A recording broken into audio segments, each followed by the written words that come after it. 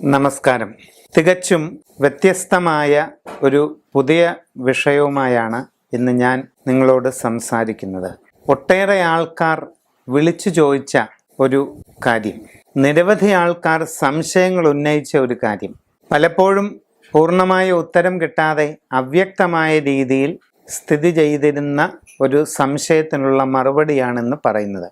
മരണാനന്തര കർമ്മങ്ങളുടെ പ്രത്യേകതകൾ, അതോടൊപ്പം ഓരോ നാളുകളിൽ മരിക്കുമ്പോഴുമുള്ള സവിശേഷ ഫലങ്ങൾ വല്ലതുമുണ്ടോ, ഉണ്ടെങ്കിൽ അവ എന്താണ്?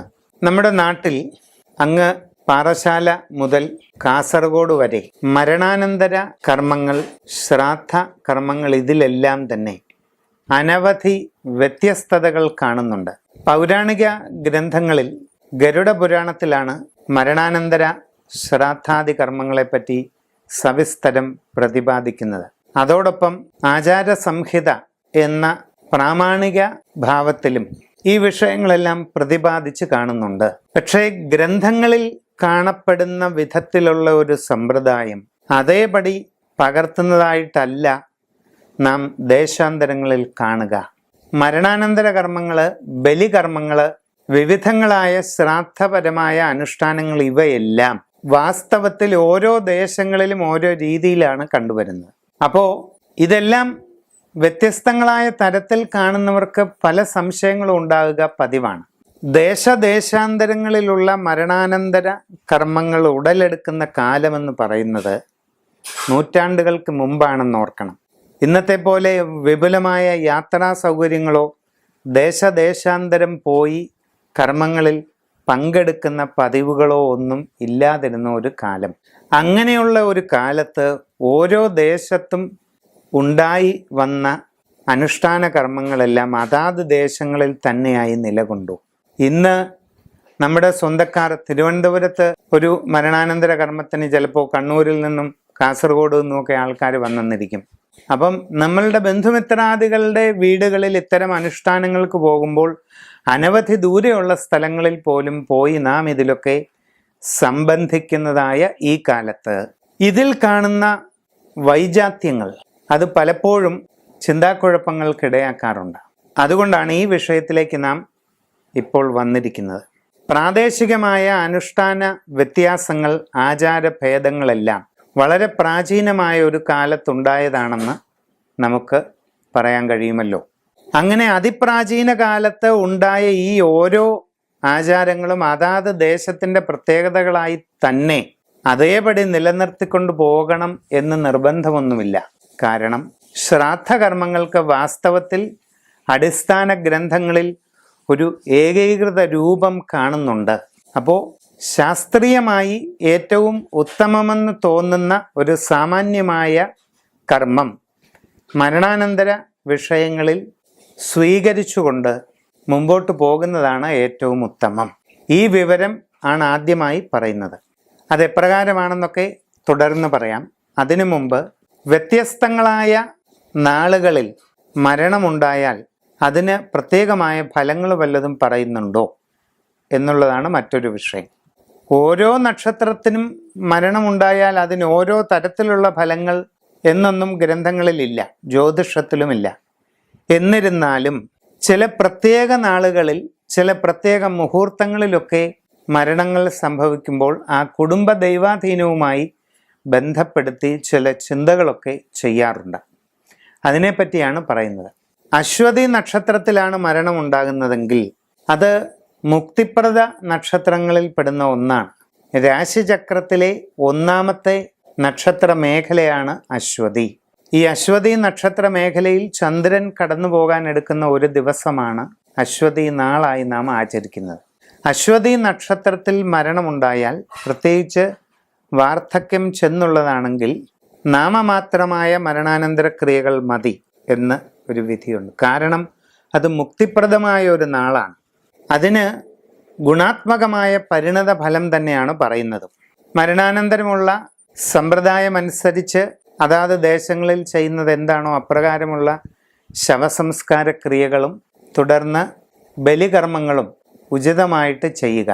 ഇപ്പോഴുള്ള ഒരു രീതി അനുസരിച്ച് മരണാനന്തരം 5-ാം ദിവസമോ 7-ാം ദിവസമോ 9-ാം ദിവസമോ ഒക്കെയായി അസ്ഥി സഞ്ചയനം എന്ന കർമ്മവും, തുടർന്ന് ചിലയിടങ്ങളിൽ 10-ഉം 11-ഉമായിട്ട് പിണ്ടംപൊത്ത്, സപിണ്ടി തുടങ്ങിയ കർമ്മങ്ങളും നടത്തുകയാണ് പതിവ്. മറ്റ് ചിലയിടങ്ങളിൽ 15-ഉം 16-ഉം അഥവാ 16-ഉം 17-ഉം ഒക്കെ ആയിട്ട് ഈ ചടങ്ങുകളെല്ലാം നടത്താറുണ്ട്. എന്തായാലും അശ്വതി നാളിൽ മരണം ഉണ്ടാകുമ്പോൾ യുക്തിപ്രദമായി കഴിവതും ഭംഗിയായി ഈ കർമ്മങ്ങൾ നടത്തുക. ഇനി അഥവാ ഇത്രയും ദിവസമെടുത്ത് ഫലപ്രദമായി ഈ കർമ്മങ്ങൾ നടത്താൻ കഴിയുന്നില്ലെങ്കിൽ മരണാനന്തരം 11-ാം ദിവസം അതിവിശിഷ്ടമായ സത്യനാരായണ പൂജ, അത് വൈഷ്ണവ വൈദിക വിധിപ്രകാരം തന്നെ നടത്തുക. അങ്ങനെയാണെങ്കിൽ എല്ലാ ദോഷങ്ങളും അകന്ന് ശാന്തിയെ പ്രാപിക്കും. ഭരണി നക്ഷത്രത്തിൽ മരണം കുടുംബങ്ങളിലുണ്ടായാൽ ചില പ്രത്യേക കാര്യങ്ങൾ പറയുന്നുണ്ട്. പിണ്ടനൂൽ നാളുകളിൽ ഒന്നാണ് ഭരണി. അപ്പോൾ പിണ്ടനൂൽ നക്ഷത്രങ്ങളിൽ മരിക്കുന്നത് മരണാനന്തര ആത്മാവിന് മോക്ഷപ്രാപ്തിക്ക് മന്ദഗതി അനുഭവപ്പെടുന്നതിനോടൊപ്പം ആ കുടുംബത്തിൽ പൊതുവെ ഒരു ദൈവാധീനക്കുറവ് സൃഷ്ടിക്കുമെന്നുമൊക്കെയുള്ള ഒരു വിശ്വാസം ഗ്രന്ഥങ്ങളിൽ, പഞ്ചാംഗങ്ങളിൽ എല്ലാം കാണുന്നുണ്ട്. ഈ പിണ്ടനൂൽ ദോഷ പരിഹാരമായിട്ട് പണ്ടുള്ളവർ ശവസംസ്കാര കർമ്മത്തിനോടൊപ്പം പിണ്ടനൂൽ സമർപ്പണം എന്നൊരു ചടങ്ങും കൂടി നടത്താറുണ്ട്. പിന്നെ മുമ്പ് പറഞ്ഞതുപോലെ ശവസംസ്കാര ക്രിയയ്ക്ക് ശേഷം സഞ്ചയന കർമ്മം, പിണ്ണമ്പൊത്ത്, സപിണ്ടി അടിയന്തരം തുടങ്ങിയ കാര്യങ്ങളെല്ലാം നിങ്ങളുടെ സൗകര്യമനുസരിച്ച് കഴിവതും ഭംഗിയായി നടത്തുക. ഇനി അതിലെന്തെങ്കിലും പോരായ്മകൾ, നിങ്ങൾക്ക് പൂർണ്ണമായ ഏകാഗ്രതയോടുകൂടി ഈ കർമ്മങ്ങളെല്ലാം നടത്തിയെടുക്കുവാനായിട്ട് സാധിക്കാതെ വരുമ്പോൾ നിങ്ങൾ ചെയ്യേണ്ടത് മഹാവിനായക ബലി, അതോടൊപ്പം സത്യനാരായണ ബലി എന്നീ വിശിഷ്ടമായ കർമ്മങ്ങളാണ്. ഇത് പിണ്ടനൂൽ ദോഷങ്ങളെയെല്ലാം തികച്ചും ശാന്തമാക്കുന്നതും പരേതാത്മാവിന് മോക്ഷപ്രാപ്തിയോടൊപ്പം കുടുംബത്തിന് ഐശ്വര്യ പ്രാപ്തിയും ലഭ്യമാകുന്നതാണ്. കാർത്തിക നക്ഷത്രത്തിലെ മൃതി വിശിഷ്യ ദോഷങ്ങളൊന്നും ഉള്ളതായിട്ട് പറയുന്നില്ല. ശവസംസ്കാര കർമ്മം പരമാവധി നേരത്തെ നടത്തുക. അതായത് ഇന്നത്തെ കാലയളവിലെ പോലെ ദീർഘനാൾ മോർച്ചറിയിലും മറ്റും സൂക്ഷിച്ചിട്ട് ദിവസങ്ങൾ കഴിഞ്ഞ് നടത്തുന്ന പതിവൊന്നും അത്ര ശരിയല്ല. അപ്പോൾ അത് പരമാവധി ഏർലിയറായിട്ട് ചെയ്ത് അതോടൊപ്പം അസ്ഥി സഞ്ചയനം, പിണ്ടംപൊത്ത്, സപിണ്ടി തുടങ്ങിയ കാര്യങ്ങളെല്ലാം ചെയ്യുക. ഇനി അതിനുശേഷം ഒരു മൃത്യുഞ്ജയ ഹോമം നടത്തുന്നതോടുകൂടി എല്ലാവിധ ദോഷങ്ങളും അകന്ന് സമ്പൂർണമായ ഒരു ഐശ്വര്യപ്രാപ്തിയിലേക്ക് കുടുംബം എത്തുന്നതാണ്. രോഹിണി നക്ഷത്രം ബലിനാൾ എന്ന് പഞ്ചാംഗങ്ങളിൽ അറിയപ്പെടുന്നു. പഞ്ചാംഗ ഗ്രന്ഥങ്ങളിൽ ബലിനാൾ എന്ന പേരിൽ കൊടുത്തിരിക്കുന്നതാണ് രോഹിണി നാൾ. അപ്പോൾ രോഹിണി നക്ഷത്രത്തിൽ കുടുംബങ്ങളിൽ മരണമുണ്ടാവുകയാണെങ്കിൽ മരണാനന്തര ക്രിയകൾ കഴിയുന്നതും ഏറ്റവും ഭംഗിയായി ശുദ്ധവൃത്തിയോടുകൂടി നടത്തേണ്ടതാണ്. ഈ മരണാനന്തര കർമ്മങ്ങളെ തുടർന്ന് 11-ാം ദിവസത്തിന് ശേഷം 12-നോ അല്ലെങ്കിൽ 16-നോ അതിവിശിഷ്ടമായ സത്യനാരായണ പൂജ നടത്തുകയാണെങ്കിൽ, ഇനി മറ്റ് കർമ്മങ്ങളൊന്നും നടത്തുവാൻ സാധിക്കുന്നില്ലെങ്കിൽ പോലും വിശിഷ്ടമായ സത്യനാരായണ പൂജ എന്ന ചടങ്ങ് മാത്രം നടത്തിയാൽ എല്ലാ കുടുംബപരമായ ദോഷങ്ങളും അകന്ന് സർവവിധ ശാന്തിയും നിങ്ങൾക്കുണ്ടാകുന്നതാണ്. മകയിരം നക്ഷത്രത്തിൽ കുടുംബങ്ങളിൽ മരണമുണ്ടാകുമ്പോൾ അത് വിശിഷ്യ ഒരു ദോഷകരമായ ഭാവമായിട്ട് പറയുന്നില്ല. ഉചിതമായ രീതിയിൽ മരണാനന്തര ക്രിയകളും സഞ്ചയനകർമ്മം, പിണ്ണംപൊത്ത്, സപിണ്ടി അടിയന്തരം തുടങ്ങിയ കാര്യങ്ങളെല്ലാം നടത്തുക. അത് കഴിഞ്ഞാൽ ഒരു വിഷ്ണു പൂജ ചെയ്ത് അസ്ഥി നിമഞ്ജനം ചെയ്യാവുന്നതാണ്. ഇനി മരണാനന്തര ക്രിയകൾ ഒന്നിനു പുറകെ ഒന്നായിട്ടുള്ളതെല്ലാം നടന്നില്ലെങ്കിൽ പോലും വിശിഷ്ടമായ ഒരു വിഷ്ണു പൂജ, ലക്ഷ്മി നാരായണ പൂജ സമ്പ്രദായത്തിൽ ചെയ്യുകയാണെങ്കിൽ എല്ലാ ദോഷങ്ങളും അകന്ന് ഐശ്വര്യപ്രാപ്തി ആ കുടുംബത്തിനുണ്ടാകും. അടുത്തത് തിരുവാതിര നക്ഷത്രത്തിൽ കുടുംബത്തിൽ മരണങ്ങളുണ്ടായാൽ എന്താണ്? പിണ്ടനൂൽ നക്ഷത്രത്തെ പറ്റി മുമ്പ് പറഞ്ഞല്ലോ. ആ പിണ്ടനൂൽ നക്ഷത്രത്തിൽ പെടുന്ന മറ്റൊന്നാണ് തിരുവാതിര. അതുകൊണ്ട് തന്നെ മരണാനന്തര ക്രിയകളെല്ലാം വളരെ ശ്രദ്ധയോടുകൂടി നടത്തണം. ശവസംസ്കാര കർമ്മത്തിന് ശേഷം അസ്ഥി സഞ്ചയനം, പിണ്ടംപൊത്ത്, സബണ്ടി അടിയന്തരം തുടങ്ങിയവയെല്ലാം വളരെ വിധിപ്രകാരം ഭംഗിയായിട്ട് തന്നെ നടത്തുക. ഈ കർമ്മങ്ങളെല്ലാം ചെയ്തതിന് ശേഷം 17-ാം ദിവസം വിശിഷ്ടമായ ഒരു മഹാസഞ്ജീവനി പൂജ ചെയ്യേണ്ടതാണ്. വിനായക പൂജ, മഹാസഞ്ജീവനി പൂജ ഇത് നടത്തി കുടുംബപരമായ എല്ലാ ദോഷങ്ങളും മാറ്റുക. ഇനി സഞ്ചയന കർമ്മങ്ങളോ അല്ലെങ്കിൽ പിണ്ടംപൊത്ത്, സബണ്ടി തുടങ്ങിയ കർമ്മങ്ങളോ ഒന്നും കൃത്യമായി യഥാസമയങ്ങളിൽ പൂർണ്ണമായ രീതിയിൽ നടത്താൻ കഴിയാതിരുന്നാൽ പോലും നിർബന്ധമായും ഒരു വിനായക പൂജ, മഹാസഞ്ജീവനി പൂജ ഇത് കുടുംബപരമായ ദോഷശാന്തിക്ക് വേണ്ടി നടത്തുന്നത് ഏറ്റവും നല്ലതാണ്. പുണർതം നക്ഷത്രത്തിൽ കുടുംബങ്ങളിൽ മരണം ഉണ്ടായാലുള്ള കാര്യമാണ് നമ്മൾ പറയുന്നത്. ബലിനാൾ എന്ന് മുമ്പ് പറഞ്ഞല്ലോ, രോഹിണി ഒരു ബലിനാളാണെന്ന് പറഞ്ഞല്ലോ. അതുപോലെ ബലിനക്ഷത്രമാണ് പുണർതവും. അപ്പം നമ്മൾ ശ്രാദ്ധകർമ്മങ്ങളിൽ കൂടുതൽ ഏകാഗ്രതയും പരിഗണനയും കൊടുക്കണം. ശവസംസ്കാര ക്രിയകൾ വച്ച് താമസിപ്പിക്കാതെ കഴിയുന്നത്ര നേരത്തെ നടത്തുക. അതിനുശേഷം സഞ്ചയന കർമ്മം 5, 7 അല്ലെങ്കിൽ 9 ദിവസങ്ങളിലായി ചെയ്യുക. 10ഉം 11ഉം ആക്കാതെ കഴിവതും 16ഉം 17ഉം ദിവസങ്ങളിലായി പിണ്ടംപൊത്ത്, സബണ്ടി തുടങ്ങിയ കർമ്മങ്ങളെല്ലാം ചെയ്യുക. അതോടൊപ്പം അതിവിശിഷ്ടമായ സത്യനാരായണ പൂജ തീർച്ചയായിട്ടും നടത്തുന്നത് എല്ലാ ദോഷങ്ങൾക്കും പരിഹാരമായി തീരുന്നു. പൂയം നക്ഷത്രമാണ്. പൂയം നക്ഷത്രത്തിൽ കുടുംബങ്ങളിൽ മരണങ്ങൾ ഉണ്ടാകുമ്പോൾ വിശേഷിച്ച് ദോഷസ്ഥിതി ഒന്നും പറയുന്നില്ല. ശരിയായ പ്രായമെത്തിയുള്ള മരണമാണെങ്കിൽ സാധാരണ പോലെ മരണാനന്തര ക്രിയകളെല്ലാം നടത്തുക. അതിൻ്റെ സമാപനമായിട്ട് ഒരു ലഘുവായ വിഷ്ണുപൂജ നടത്തി അസ്ഥിനിമഞ്ജനമൊക്കെ ചെയ്ത് സമാപിപ്പിക്കാവുന്നതാണ്. കഴിവതും ഭംഗിയായിട്ട് മരണാനന്തര ക്രിയകളെല്ലാം പൂർത്തീകരിക്കുവാനാണ് ശ്രദ്ധിക്കേണ്ടത്. ആയില്യം നക്ഷത്രത്തിൽ മരണങ്ങൾ ഉണ്ടായാൽ അത് പിണ്ടനൂൽ ദോഷത്തിൽ പെടുന്നതാണ്. അപ്പോൾ വളരെ ശ്രദ്ധയോടുകൂടി കാര്യങ്ങളെല്ലാം ചെയ്യണം. ശവസംസ്കാര ക്രിയകൾ കാലതാമസം കൂടാതെ ഭംഗിയായി നടത്തുക. സഞ്ചയന കർമ്മങ്ങൾ, പിണ്ടംപൊത്ത്, സബണ്ടി ഇതെല്ലാം ശരിയായ രീതിയിൽ ചെയ്യണം. സമയമെടുത്ത് തന്നെ ചെയ്യേണ്ടതാണ്. അതിന് ശേഷം വിപുലമായ രീതിയിൽ നിങ്ങളുടെ ഗൃഹത്തിൽ വച്ച് ഒരു മഹാമൃത്യുഞ്ജയം നടത്തുന്നതോടുകൂടി സമ്പൂർണമായ ദോഷശാന്തി ഉണ്ടാവുകയും ഐശ്വര്യപ്രാപ്തി വരികയും ചെയ്യുന്നതാണ്. എന്നാൽ ശരിയായ രീതിയിൽ വ്രതമെടുത്ത് ശൈവ താന്ത്രിക സമ്പ്രദായത്തിൽ തന്നെ വേണം ഈ മഹാമൃത്യുഞ്ജയ ക്രിയ നടത്തേണ്ടത്. മകം നക്ഷത്രം മരണങ്ങൾ ഉണ്ടാകുമ്പോൾ അതിന് വിശേഷിച്ച് ദോഷമൊന്നും പറയുന്നില്ല. എങ്കിലും കഴിയുന്നതും നേരത്തെ തന്നെ ശവസംസ്കാര ക്രിയകൾ നടത്തി 5, 7, 9 ദിവസങ്ങളിൽ ഏതിലെങ്കിലും ഒന്നിൽ അസ്ഥി സഞ്ചയനം, തുടർന്ന് 10ഉം 11ഉമായി അഥവാ 16ഉം 17ഉമായി പിണ്ടംപൊത്ത്, സബണ്ടി തുടങ്ങിയ കർമ്മങ്ങളെല്ലാം നടത്താം. കർമ്മങ്ങളുടെ ഒടുവിൽ വിധിപ്രകാരമുള്ള ഒരു ശിവപൂജ നടത്തിക്കൊണ്ട് അസ്ഥി നിമഞ്ജനം ചെയ്യുക. പൂരം നക്ഷത്രത്തിൽ കുടുംബങ്ങളിൽ മരണമുണ്ടായാലുള്ള കാര്യം പറയാം. പൂർണ്ണമായിട്ടും പിണ്ടനൂൽ നാളാണ് പൂരം.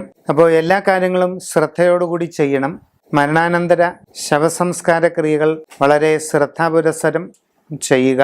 അതോടൊപ്പം 5നോ 7നോ 9നോ ആയി സഞ്ചയന കർമ്മം, 16ഉം 17ഉമായി പിണ്ടംപൊത്ത്, സബണ്ടി അടിയന്തരം തുടങ്ങിയ കാര്യങ്ങളൊക്കെ ചെയ്യുക.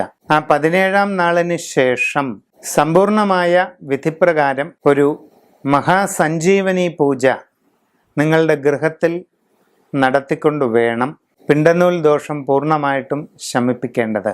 വിനായക പൂജ, സഞ്ജീവനി പൂജ, വിഷ്ണു പൂജ ഇത് മൂന്നും ഒരുമിച്ച് നടത്തുന്നതായിരിക്കും ഏറ്റവും യുക്തം.